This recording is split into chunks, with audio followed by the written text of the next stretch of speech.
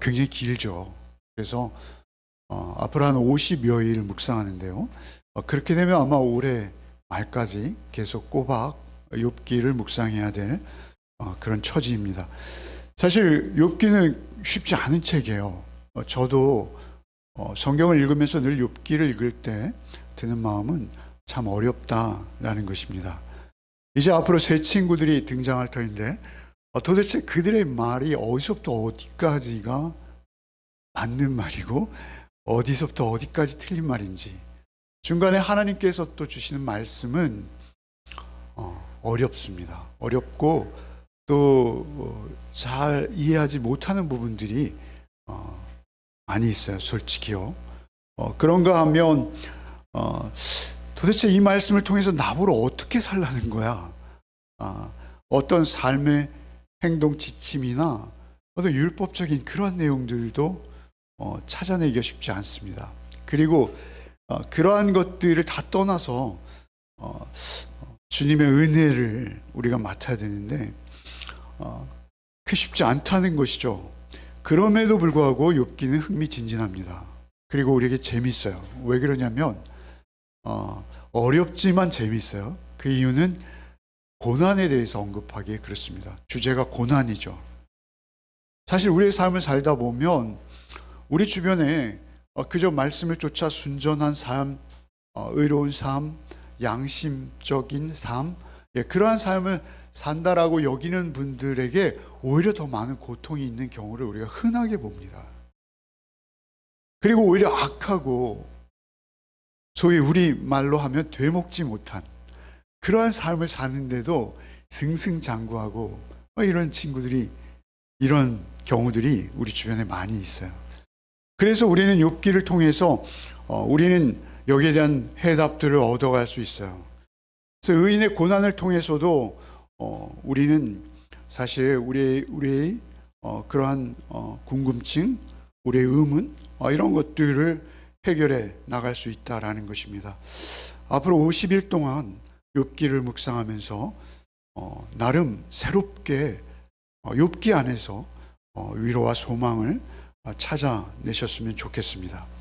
사실 욥기의 서론 부분은 욥기 전체를 이해하는 데 굉장히 중요합니다. 욥기 1장과 2장은 산문체로 되어 있고요. 3장부터는 거의 우리가 말하는 운문입니다. 그래서 어떤 리듬을 가진 그런 시적인 문장들이에요. 그런데 1장과 2장은 스토리예요. 그리고 내막이에요. 그냥 천상과 땅 위에 있는 한 사건을 그냥 사건대로 기술하고 있는 내용이에요. 그런데 이 1장과 2장을 이해할 때만 우리가 어느 정도 깊이 있게 욥기를 따라갈 수 있다라는 것이죠. 그래서 이 상황을 정확히 이해하는 것이 굉장히 욥기를 읽는데 중요합니다. 그래서 먼저 우리가 1절과 5절은 읽지 않았습니다만 1절로 5절의 내용은 무엇입니까? 그것은 욥은 의인이라는 거예요. 욥은 의로운 자라는 것이죠. 그래서 욥이 앞으로 당하게 되는 고난, 고통 이런 것들은 욥이 불의해서 욥이 죄를 많이 지어서 그래서 당하는 고통이 아니라는 거예요. 그는 이유 없이 고난을 당하게 되었다. 이것을 설명하는 거예요. 1절부터 5절까지는 사실 성경은 의인이 없나니 하나도 없다라는 것이 불변의 진리이죠. 그럼에도 불구하고 우리는 그 전제를 욥께서는 조금 내려놓을 필요가 있어요. 욥은 하나님께서 인정하시고 하나님께서 자랑스러워하시는 의인이었다. 우리는 그렇게 보아야 돼요. 그런 시각을 가져야 돼요. 여러분 5절을 한번 읽어볼까요? 1장 5절 한번 읽어보겠습니다. 그들이 차례대로 잔치를 끝내면 욥이 그들을 불러다가 성결하게 하되 아침에 일어나서 그들의 명수대로 번제를 드렸으니 이는 욥이 말하기를 혹시 내 아들이 죄를 범하여 마음으로 하나님을 욕되게 했을까 함이라. 욥의 행위가 항상 이러하였더라. 자식이 몇 명이죠? 아들 7에 딸이 3이에요. 그런데 그들이 생일이 계속 돌아올 거 아니겠습니까? 그러면 그 생일 잔치를 모여서 한번 가졌다? 그러면 번제를 몇 번 드려야 된다? 10번 드려야 되는 거예요, 번제를. 여러분, 번제는 그렇게 순식간에 해치울 수 있는 제사가 아니잖아요. 그죠? 번제는 완전한 속죄와 헌신을 다짐하는 절차가 굉장히 까다로운 제사입니다. 그렇죠? 짐승을 죽이고 절차가 쉽지 않아요. 닭을 뜨고 그것을 태워서 드려야 돼요. 다 태워서. 그런데 그것을 10번을 드리면 하루 안에 드릴 수 있을까요? 하루 안에 못 드릴 것 같아요. 그러니까 그 삶 자체가 다 뭐예요? 예배인 거예요, 그냥. 그 삶 자체가, 그러니까 특별히 본문에 이렇게 말씀 5절에 욥의 행위가 항상 이러하였더라. 생일 잔치 즐거운 잔치죠. 그런데 그 즐거운 잔치임에도 불구하고 그들은 그 잔치가 끝나면 번제를 반드시 드려야 되는 거예요. 여러분, 그 젊을 때 우리 혈기방장하다고 하잖아요. 사실 젊을 때는 우리의 어떤 육체적인 욕구나 이런 것들을 참아내기가 쉽지 않습니다. 그래서 우리가 마음이나 생각으로 하나님 앞에 범죄할 여지가 많은 시기예요. 욥은 잘 알죠. 욥은 잘 알고 그들이 하나님을 욕되게 하였을까 두려웠더라라는 것이죠. 그래서 그 번제를 빠짐없이 한 명 한 명의 몫으로 드리는 그런 모습이 항상 그랬다는, 항상. 다른 일에도, 생일잔치만이 아니라. 그래서 하나님께서 욥을 이렇게 칭찬하시는 것이죠. 오늘 본문을 다시 한번 읽겠습니다. 6절부터 8절 읽겠습니다. 하루는 하나님의 아들들이 와서 여호와 앞에 섰고 사탄도 그들 앞에 가운데 온지라. 여호와께서 사탄에게 이르시되 내가 어디서 왔느냐? 사탄이 여호와께 대답하이르되 땅을 두루돌아 여기저기 다녀왔나이다. 여호와께서 사탄에게 이르시되 내가 내 종 욥을 죄하여 보았느냐? 그와 같이 온전하고 정직하여 하나님을 경외하며 악에서 떠난 자는 세상에 없느니라. 이건 하나님께서 너무 욥을 예쁘게 보신 거죠. 정말 욥은 하나님의 자랑이었어요. 여러분, 천상의 회의가 기록되었어요. 그래서 저희 가족이 이제 저녁에 큐티를 하는데 저희 아이들이 저에게 하나님도 회의를 하셔야 되나요? 이렇게 묻더라고요. 그래서 참 저도 난처했어요. 거기에 대해서 제가 깊이 고민해 본 적은 없거든요. 그래서 그렇지 않단다. 하나님도 의사 결정을 하시는 데는 민주적인 절차가 필요하셨나 봐.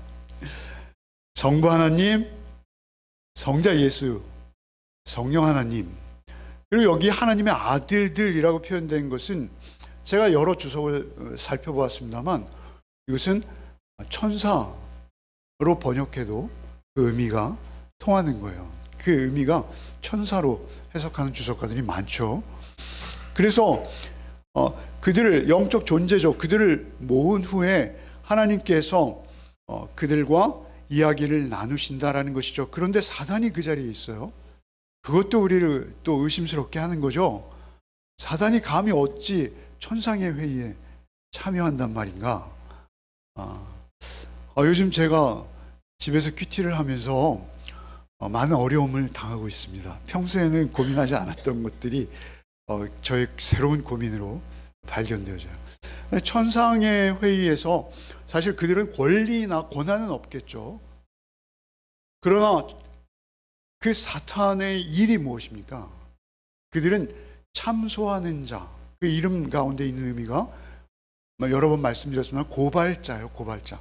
그래서 고발할 것을 찾기 위해서 사단은 부지런히 돌아다니죠. 그래서 베드로 사도께서 뭐라 하죠?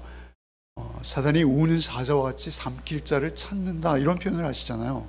그러니까 그들을 고발하기 위해서는, 우리를 고발하기 위해서는 하나님의 어전회의에 참여할 필요가 있는 거예요. 그래서 권리와 권한에 의해서 참석하는 것이 아니라 그들이 참여를 희망해서 참여할 수도 있는 상황이 되어진다라고 우리는 그렇게 이해해야 된다라는 것이죠. 어디를 돌아왔느냐? 그러자 그가 두루 돌아왔다. 그때 하나님께서 나의 종 욥을 보았느냐? 그와 같이 온전하고 정직하여 하나님을 경외하며 악에서 떠난 자는 세상에 없느니라. 몇 가지를 칭찬하시는 거예요 도대체. 온전하고 정직하고 하나님을 경외하며 악에서 떠났어요. 우리가 정말 간절히 소망하는 그러한 모습임에도 불구하고 이렇게 산다는 것은 참으로 어렵죠. 온전했다, 정직했다, 더구나 하나님을 두려워하며 모든 악을 멀리했다. 이것은 도덕적으로, 윤리적으로, 또 율법적으로 완벽했을 뿐만 아니라 영적으로도 하나님을 두려워하는 자, 하나님을 경외하는 자, 참으로 경건한 자죠. 그는 세상에서나 영적으로나 완전한 자였다는 것이죠. 이 표현이 이 짧은 구절에서 1장에서 이미 두 번째 반복되는 거예요. 그리고 나서 이제 오늘 본문, 저희가 나누고 싶은 본문이 이어지는데요. 한 번에 다 읽고 본문 읽기를 마치겠습니다. 9절부터 12절 읽겠습니다. 사탄이 여호와께 대답하여 이르되 욥이 어찌 까닭없이 하나님을 경외하리까? 주께서 그와 그의 집과 그의 모든 소유물을 울타리로 두르심 때문이 아니니까? 주께서 그의 손으로 하는 말을 복되게 하사 그의 소유물이 땅에 넘치게 하셨음이니이다. 이제 주의 손을 펴서 그의 모든 소유물을 치소서. 그리하면 틀림없이 주를 향하여 욕하지 않겠나이까? 여호와께서 사탄에게 이르시되 내가 그의 소유물을 다 내 손에 맡기노라. 다만 그의 몸에는 내 손을 대지 말지니라. 사탄이 여호와 앞에서 물러가니라. 결국 욥은 사단의 시험을 피할 수 없게 되는데요. 사단이 욥을 고발하는 이유는 무엇입니까? 그것은 그의 소유의 넉넉함에 그의 경건이 있다는 거예요. 하나님께서 그의 소유를 넉넉하게 하셨을 뿐만 아니라 그 모든 것을 사눌로, 울타리로 지켜주셨다는 거예요. 지켜주셨기 때문에 그는 그 이유로 인해서 하나님을 경외했다라는 것이죠. 만약 그 소유물들을 빼앗아 버린다면 하나님 향해서 욕할 것이다. 아니, 저주할 것이다. 그렇게 주장하며 고발하는 것이죠. 그러자 하나님께서 그 소유물을 다 사단에게 넘기시죠. 몸은 손대지 말라는 조건을 붙이셨습니다. 모든 것은 하나님의 주권 아래 있죠.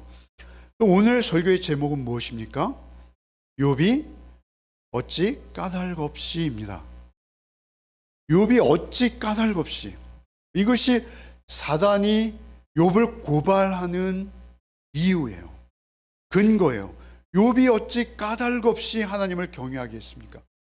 까닭이 있다는 거예요. 까닭이 있어서 하나님을 경외하고 하나님을 믿고 하나님께 예배하는 것이지 어찌 이유 없이 근거 없이 그렇게 경건한 삶을 살아낼 수 있겠소? 이렇게 사단이 하나님 앞에 고발하는 것이죠. 여기 까닭없이라는 이 히브리어의 원어적 의미는 대가를 받지 않고 또는 이유 없이 또는 헛되이 이런 사전적 의미가 있어요.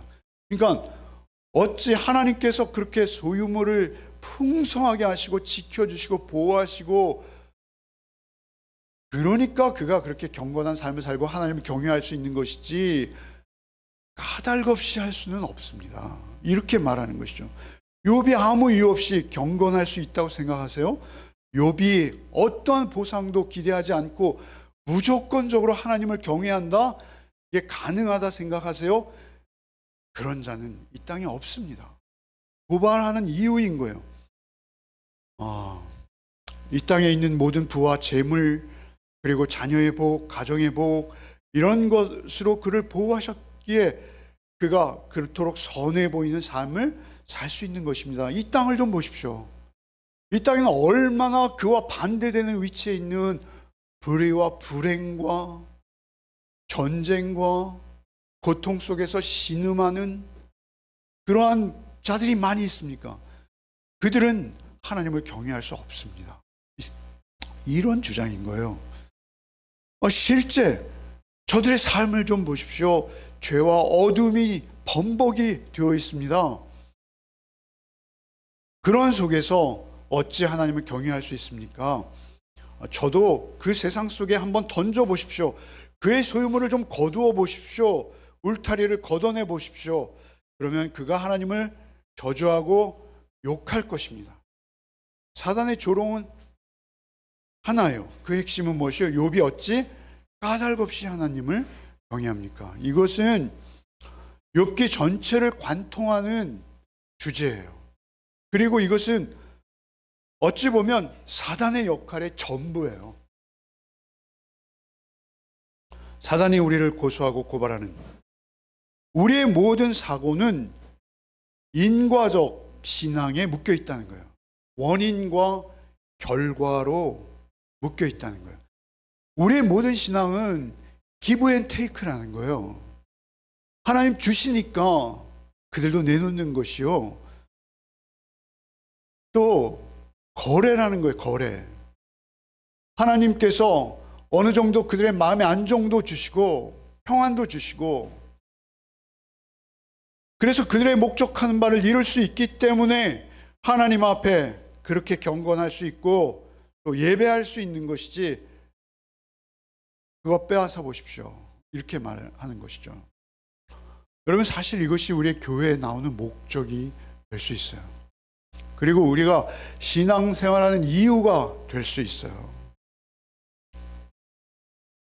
그렇게 될 때 우리는 언제나 사단의 고발거리가 될 수 있는 존재들입니다.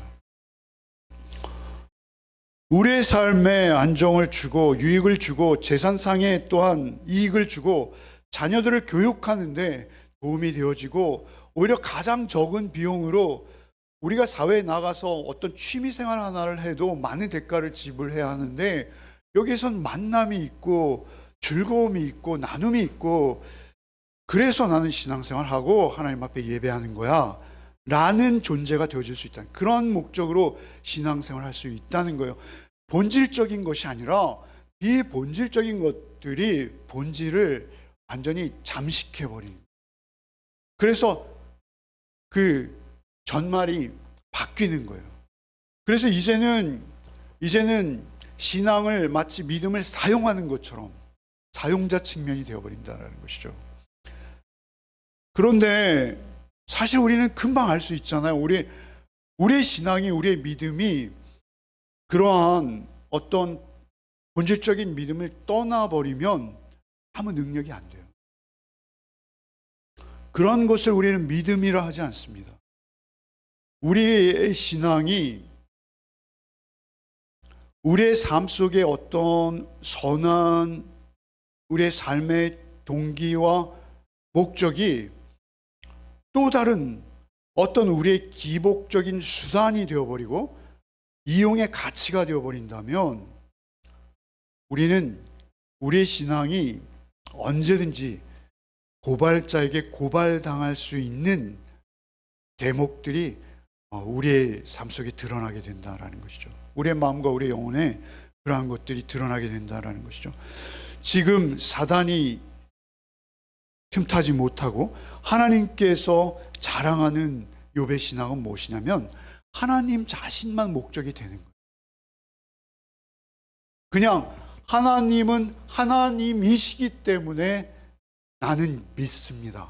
그리고 여호와는 하나님이시기에 나는 신뢰하며 사랑하며 주님만을 따르고 있습니다 라고 순전하고 순진하고 순수하고 그리고 온전하고 그리고 정직한 믿음을 고백할 수 있어야 된다는 것이죠. 그렇지 않다면 그것은 다 가짜라는 것입니다. 이유와 목적을 가지는, 전혀 하나님과 인격적인 교제 없이 이루어지는 신앙이라는 것이죠. 어쩌면 우리를 향해서도 이 말씀은 분명히 적용될 수 있는 말씀입니다. 우리가 이러한 믿음을 갖기 참 어려워요. 어려운 게 아니라 저는 개인적으로 불가능하다라고까지 여깁니다. 불가능해요. 그러면 우리가 이러한 모든 이해관계를 초월해서 신앙생활을 변함없이 꾸준히 이루어갈 수 있다? 그것은 우리의 의지와 결단만으로 되어지는 일이 아닙니다. 우리는 우리의 신앙생활을 시작할 때 사실 굉장히 이기적인 목적으로 시작합니다. 자신을 위해서 시작합니다. 내가 구원받아야 하겠고, 내가 염려와 걱정과 근심으로부터 놓여놔야 되겠고, 내가 나 자신도 지킬 수 없다라는 것을 알기 시작하면서 우리는 이제 신앙을 필요에 의해서 어떤 사용자 입장에서, 종교조차도 그런 사용자 입장에서 끌어당겨서 내 주머니에 넣는 것이죠. 그리고 늘 만지작거리는 거예요. 그런데 그런 차원의 신앙은 믿음이 아니라는 거예요. 성경에서 말하는 믿음은 그런 게 아니라는 거예요. 그럼에도 불구하고 우리의 신앙의 출발은 그러한 이기적 심성, 그것이 인간의 실존이기 때문에 어쩔 수 없다는 것이죠. 그런데 놀라운 것은 그러한 동기와 목적으로 순수하지 못함에도 불구하고 우리가 하나님을 신뢰하며 말씀을 통해서, 기록된 말씀을 통해서 하나님을 경험하고 하나님을 알아가면 알아갈수록 신비한 성령의 역사를 통해서 우리는 어느 분은 순간적으로 이룰 수도 있으나 우리는 긴 시간을 통해서 신학의 성숙을 이루어가는 과정에서 하나님의 하나님 되심, 하나님이 그냥 하나님이신 것으로 인해서 우리가 하나님을 인격적으로 만나기 시작한다는 거예요. 경험하기 시작한다는 거예요. 나는 피조물이요, 그분은 창조주요, 그냥 그분의 존재 없이 나라는 존재는 설명될 수 없다라는 것을 이제 뼛속 깊이 깨달아가는 과정이 있다는 것이죠. 그 과정은 각자 경험하는 거기 때문에 정말 까닭이 없어요. 그리고 우리의 언어로 잘 표현되지 못해요. 그냥 명료하고 또렷하게 그것을 줄 수 없다는 거예요. 그럼에도 불구하고 우리의 성격이, 우리의 관심이 점점 변해가는 거예요.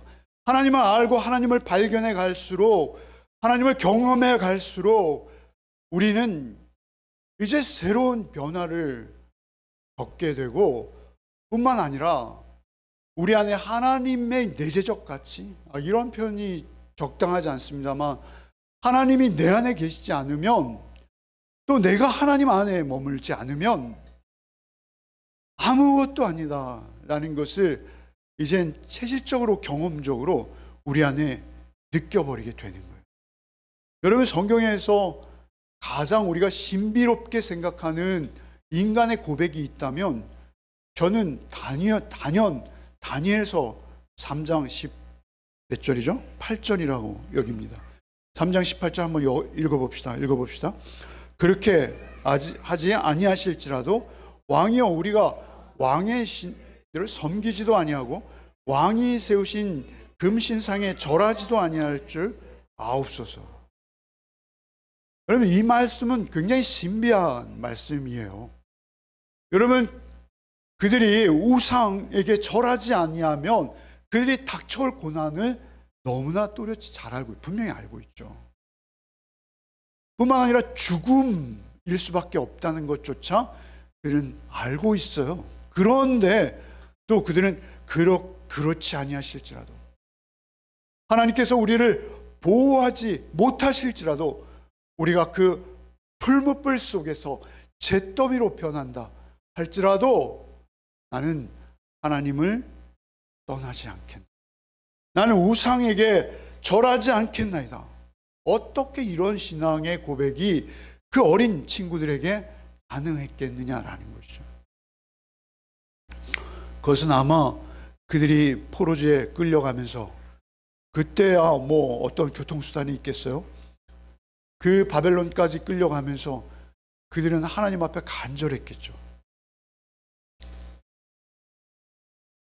그 휘황찬란한 포로지의 문명, 문화, 그들의 군사력, 그들의 화려함, 그들 속에서 자신은 너무나 초라한, 정말 세상에 포로 되어진 너무나 무력한 노예의 신분으로 꽁꽁 묶여서 따라가는 그들이 하나님을 얼마나 간절히 원하고 찾았겠어요. 그들이 어려서부터 배웠던, 그리고 알아왔던 하나님을 구했을 거예요. 찾았을 거예요. 두드렸을 거예요. 그러한 과정에서 그들은 내밀한 하나님을 경험할 수 있었겠죠. 하나님의 음성도 들을 수 있었을 것이고, 하나님의 위로도. 그런데 그것은 일방적인 거예요.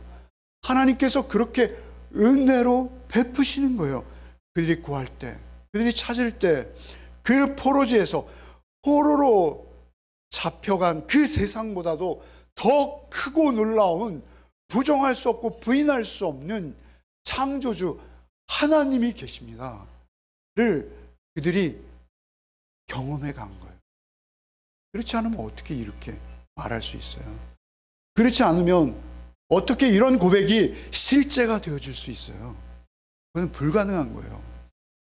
그래서 그들이 결국 까닭도 없이, 이유도 없이, 어떤 대가도 없이 그 공중권세 잡은 자들이 다스리고 통치하는 바벨론 속에서 나는 하나님만 섬기겠나이다. 내가 죽어도 하나님께서 나에게 죽음을 맞도록 하실지라도 나는 우상에게 절하지 않겠나이다. 이 고백을 해낸 거예요. 그것은 그들의 위대함이 아니라, 그들의 어떠함이 아니라 하나님 주신 은혜인 거예요. 그들이 그 포로지에서 그 죄와 죽음이 뒤범벅된 그 세상 속에서 어떠한 경로와 어떠한 경험을 통해서 알았는지 모르겠으나 하나님을 경험한 거예요. 하나님을 안 거예요. 성경의 위인들은 다 같은 거예요, 여러분. 아브라함도 그렇죠. 아브라함도 갈대아우르를 떠났죠. 대단한 믿음이죠. 그러나 그는 온전한 믿음은 아니었습니다. 우리가 잘 알듯이 뭐 굉장히 상학윤리를 가진 자였고, 아내도 2번씩이나 그렇게 양보하려고 했고 그런 처지예요. 그런데 그가 놀랍게도 모리아산에서 창세기 22장에 이르러서는 아들을 하나님 앞에 드릴 수 있는 믿음의 소유자가 되었어요. 그리 아니하실지라도의 믿음이에요. 그런 믿음은 하나님께서 은혜로 주신 거예요. 그가 갈대아우르를 떠나서 12장에서 출발해서 22장까지 오는 동안 여러분, 그는 하나님을 경험한 거예요. 하나님을 느낀 거예요. 그리고 그 은혜로 말미암아 그는 기꺼이 그 땔감 위에 자신의 아들을 올려놓을 수 있었다라는 것이죠. 그래서 세상 사람들이 보기에는 까닭 없는 믿음이에요. 남들이 보기에는 야, 저 어리석다, 저럴 수가 있어, 그런 류의 이상한 믿음일 것이죠. 그러나 여러분, 이 까닭 없는 믿음을 하나님께서 기뻐하시고 하나님께서 받으시는 거예요. 여러분, 그 까닭 없는 믿음만이 우리를 살게 합니다. 여러분, 하박국 3장 17, 18절도 한 번만 읽어볼까요? 읽겠습니다. 비록 무화과나무가 무성하지 못하며 포도나무에 열매가 없으며 감람나무에 소출이 없으며 밭에 먹을 것이 없으며 우리의 양이 없으며 외양간에 소가 없을지라도 나는 여호와로 말미암아 즐거워하며 나의 구원의 하나님으로 말미암아 기뻐하리로다. 나는 여호와로 말미암아 즐거워하며. 그러니까 사실 제사상 외양간에 소가 없고, 밭에 식물이 없고, 내 주머니가 빈털터리가 된 것, 그것이 중요한 것이 아니라 내가 여호와 하나님 한 분만으로 기뻐할 수 있다라는 고백을 할 수 있는. 여러분, 이것은, 이 상황은, 하박국이 경험하는 상황은 지금 가자 지구의 한복판에 있는 거예요. 하박국은 지금 막 적군이 쳐들어오는 것을 목도하고 있는 거예요. 어린아이들을 바위에 맺혀버리는 그런 무시무시한 손길들이 자기에게 뻗어오고 있는 것을 보고 있는 순간 이 고백을 하고 있어요. 이것 역시 우리가 할 수 없는 고백입니다. 그런데 어떻게 가능하겠어요? 이런 고백이 어떻게 가능하겠어요?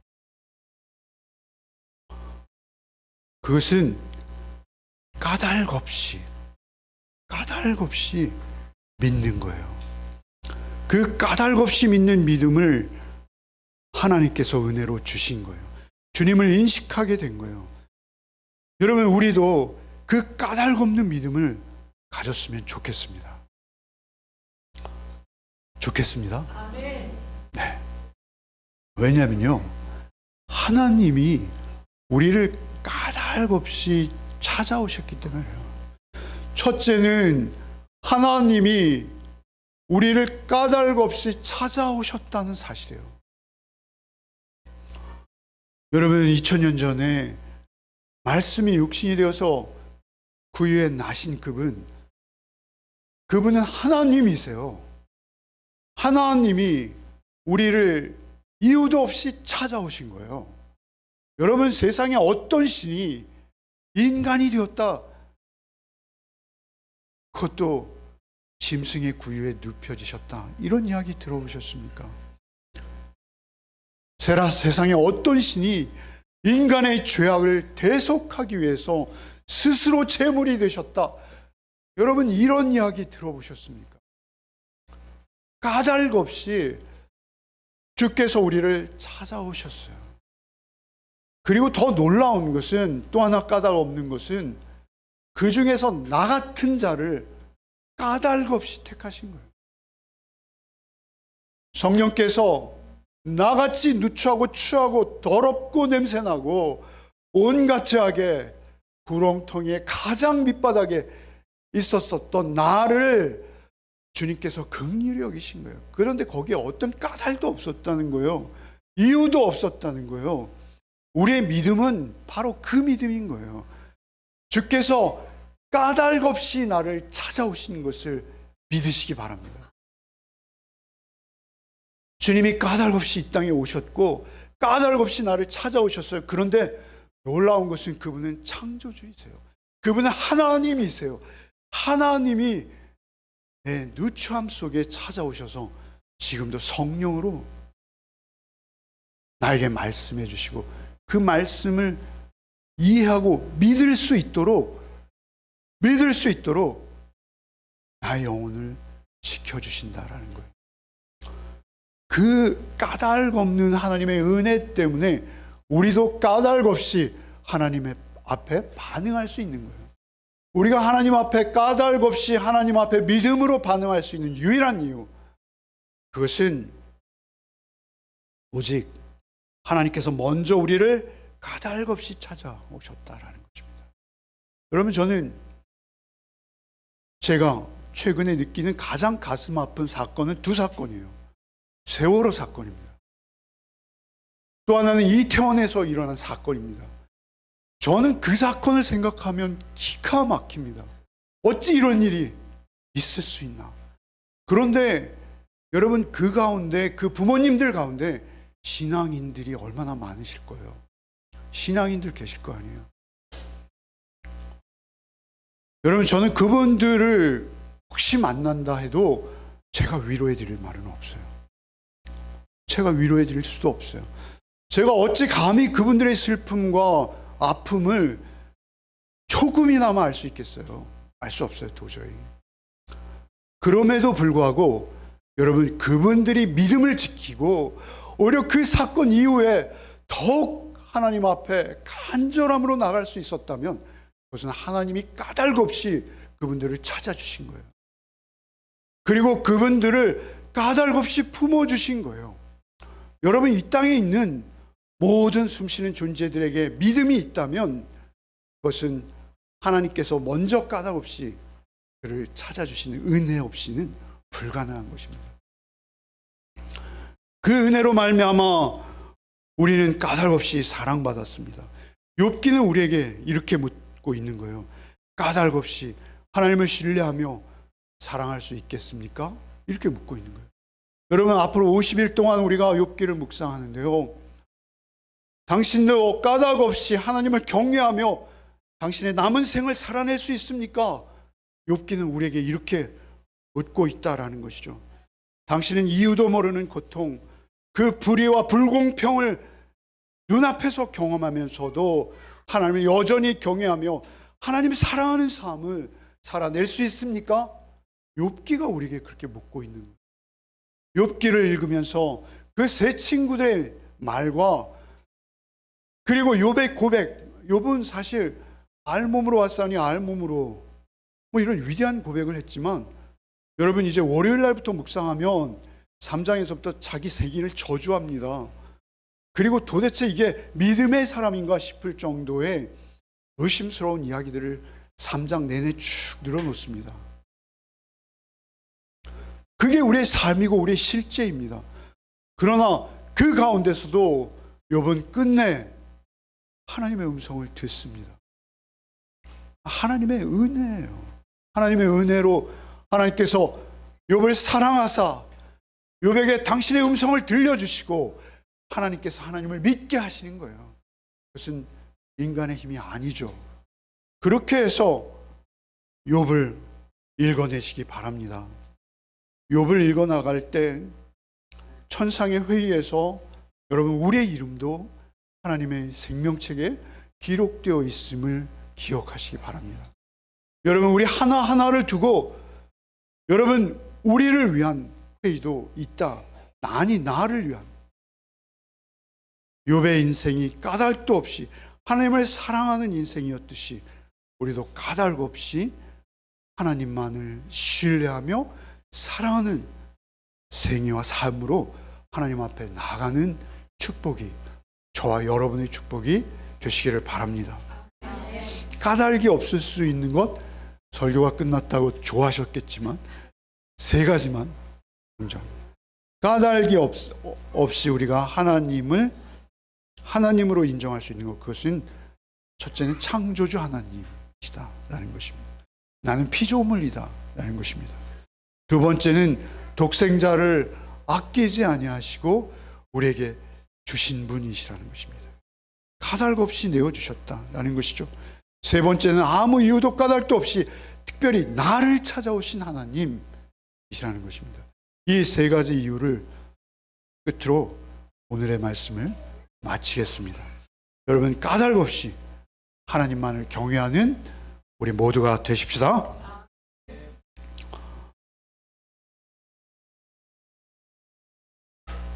주님, 참으로 우리의 신앙은, 우리의 믿음은, 우리의 출발은 우리가 예수 믿는 이유, 하나님을 신뢰하는 까닭을 찾는 그런 신앙이 아니었는지요. 하나님, 우리를 돌아봅니다. 우리의 불충함과 우리의 불신앙을 돌아봅니다. 하나님, 이제는 어떠한 이유가 아니라, 까닭이 아니라, 이유도 목적도 없이 대가도 없이 여호와가 하나님이시기에, 하나님께서 오직 한 분 하나님이시기에 하나님 자신을, 하나님만을 기뻐하는 우리의 성숙한 신앙이 될 수 있도록 저 우리를 긍휼히 여겨 주시옵소서. 오직 하나님만을 하나님 되심으로 사모하며 신뢰하며 우리 또 한 주간의 삶을 살아내게 하여 주시옵소서. 언제나 하나님을 예배하는 자로서 예배자의 자리에서 겸손히 하나님의 영 성령님과 동행하는 한 주의 삶을 살아내게 하여 주시옵소서. 예수 그리스도 이름 받들어 기도하옵나이다. 아멘.